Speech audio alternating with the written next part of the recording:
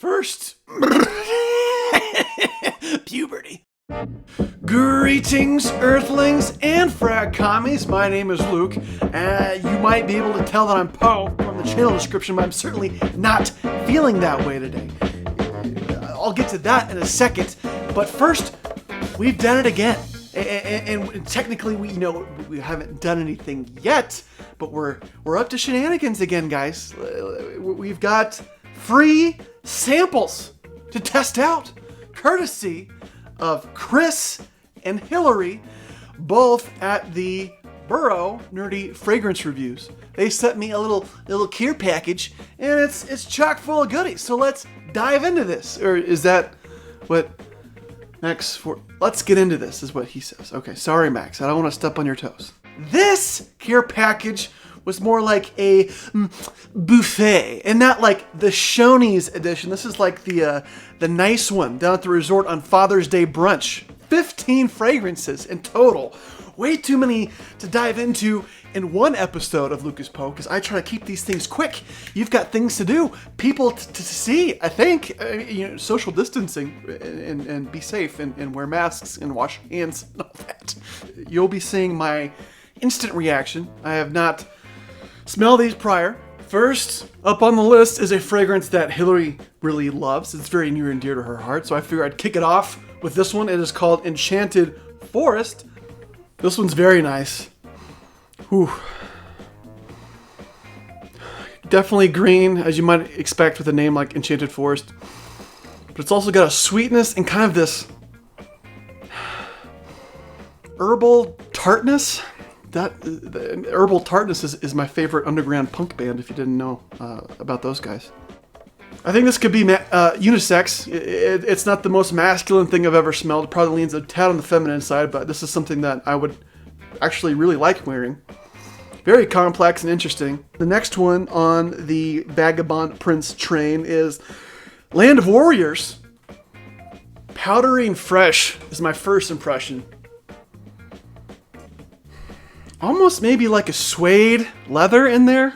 This one, just straight up initial reaction, isn't quite as complex as the Enchanted Forest, but it's pleasant, it's nice. The last of the Vagabond Prince series is either bass solo, which I kind of hope it's that one, because it'd be like, Prince bass solo. I would love if someone put a Prince bass solo into a fragrance. I mean, could you imagine the possibilities? The other one though isn't bad at all. A bass solo. I'm more of a trout fisherman, but I fish for bass, and they're fun to catch. Green, woody right off the bat. I think there's some vetiver. There's like a green sweetness that's just kind of reminiscent of Lalique Laine Soumet. Maybe there's a little bit of booziness in there. But really, it's kind of this dry woods with this sweet green is mostly what I'm getting from this one. This is probably tied for second in the line. I think Enchanted Forest is probably the most interesting to my nose. So now we're moving on to the Memo Paris, the scents that were included in the care package. I think African leather is actually the memo that I've been wanting to try the most, or for the longest. I don't know how to put that. So we're going to try this one first. Whoa. What's a mom? I don't know what that was. That was a visceral reaction. Woody, leathery, incensey. This is really nice. Like, I just want to just park this up my nose for the rest of the night. Like this. And just see what happens. See where life takes me. African leather, I love you so much already. I feel like I'm Jad. Just meeting a woman for the first time. And falling in love. If you don't understand that reference, hashtag Cannoli Mafia. Shoutouts. It's like a more wearable version of Gucci Guilty Absolute, which is one of my favorites ever. It has that woody leatheriness, but it's more rounded. It's not so brash and in your face and kind of rough and tumble. African leather. We're gonna go with the Russians, then we'll go with the Irish. Sorry, Irish. I know you guys have had a rough history, but the Russians, they have some clout. This is definitely a lot brighter than the African leather. Brighter, but in a green way, not in a citrusy way.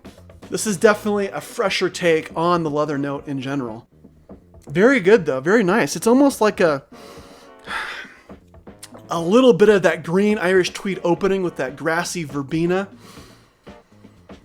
with a hint of leather. I'm sorry, Russians. It's just, it's not blowing my skirt up and down like the African leather did. Here we go now with the Irish. And there is still one more fragrance after this one. So if you are Irish, you're not last, you're just second to last. And I feel like that's historically on par. This is confusing, but really nice. Allow me to explain. It doesn't have quite the amount of leather I'm getting with the Russian or the African, but it is a green, woody scent so far. And I really like those. The touch of sweetness, kind of like the Russian leather. But with the African and the Russian, you could definitely get that leathery DNA. This one, I'm not sure if it's more of a suede leather, but I'm not getting as much as the other two.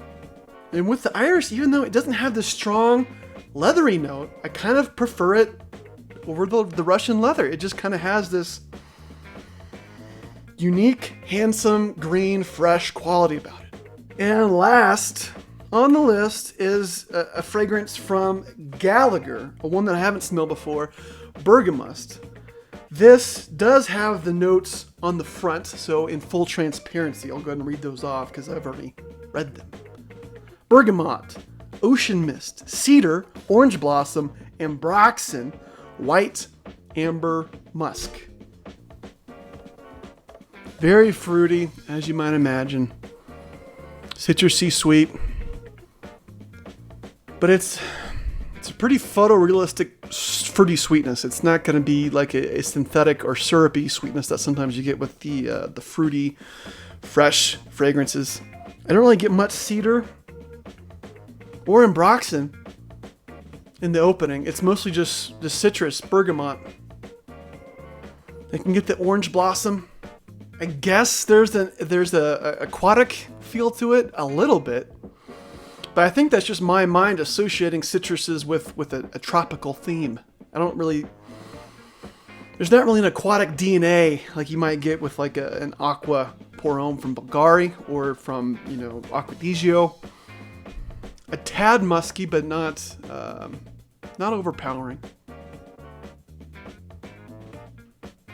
Totally unisex, but I think a lot of guys would enjoy wearing this one in the summer.